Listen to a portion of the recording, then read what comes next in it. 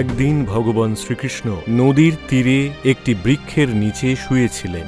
ঠিক সেই সময় জারা নামক একজন শিকারী জঙ্গলে আসে, আর সে ভগবান শ্রীকৃষ্ণর লাল চকচকে পদতলকে একটি হরিণ ভেবে একটি বিষাক্ত বাণ নিক্ষেপ করে। যখন সে দেখল যে তার বাণ কোনো হরিণের বক্ষ নয়, স্বয়ং ভগবানের পদতলকে বিদ্ধ করেছে, তখন সে ভীষণ অনুশোচনায় নিজের ভুল বুঝতে পেরে বলল, হে ভগবান, আমাকে ক্ষমা করে দিন। আমি না জেনে অনেক বড় ভুল করে ফেলেছি। এই পাপের জন্য মৃত্যুদণ্ডও কম। যারা তুমি কোনো অপরাধ করনি। তুমি ত্রেতা যুগে বানর রাজ বালি ছিলে, যাকে আমি বৃক্ষের আড়াল থেকে বাণ নিক্ষেপ করে হত্যা করেছিলাম, যেটা যুদ্ধভূমির নিয়ম বিরুদ্ধ ছিল।